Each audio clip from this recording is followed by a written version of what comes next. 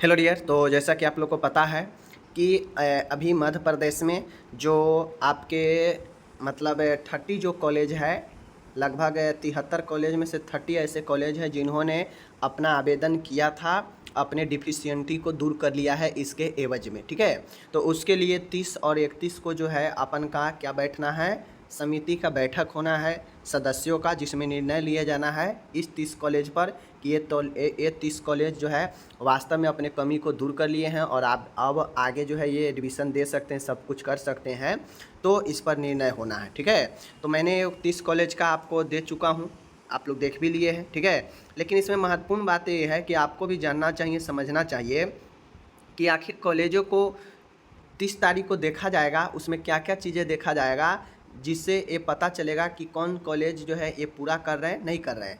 तो देखिए, नर्सिंग संस्थानों को क्या क्या जानकारी देना है कि हमने डिफिशियंटी पूरा कर लिया है, उसमें क्या क्या जानकारी देना है।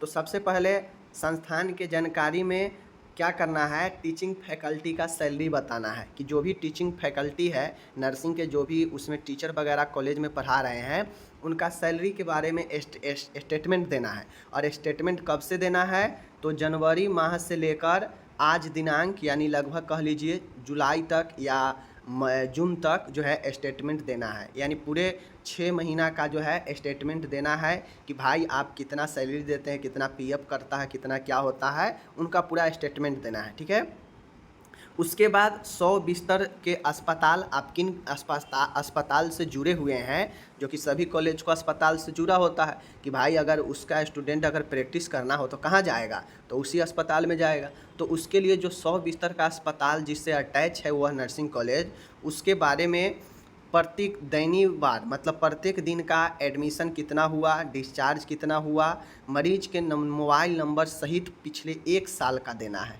ठीक है, तो ये बहुत कठिन काम है। पेरेंटल हॉस्पिटल का जो डिटेल देना है, मरीज का डिटेल देना है, ये थोड़ा सा कठिन वाला काम है। ठीक है, अस्पताल में जो भी नर्सिंग स्टाफ है, जो डॉक्टर है, अन्य कार्यरत जो स्टाफ है, उसको जानकारी देना है पिछले 1 साल का। ठीक है, मतलब जो 100 बेड का अस्पताल से जो अटैच है नर्सिंग कॉलेज, उस अस्पताल का ब्यौरा देना है। ठीक है, कि आप जिससे अटैच हैं, जिस अस्पताल से, उसका स्टाफ, डॉक्टर, अन्य स्टाफ कर्मी जो है क्या क्या कितना कितना है। ठीक है ना, नर्सिंग संस्थान से संबंध अस्पताल का लाइसेंस व रजिस्ट्रेशन।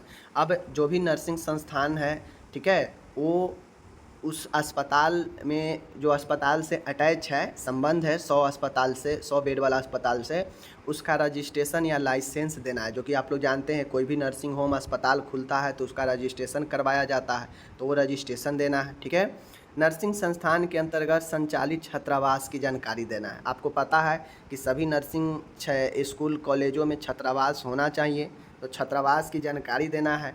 ठीक है, किराए कितना लेते हैं उसका रसीद देना है, छात्र छात्राओं की जानकारी देना है। ओके, और लास्ट में जो कहा गया है कि नर्सिंग संस्थानों के टीचिंग फैकल्टी की जानकारी देना है।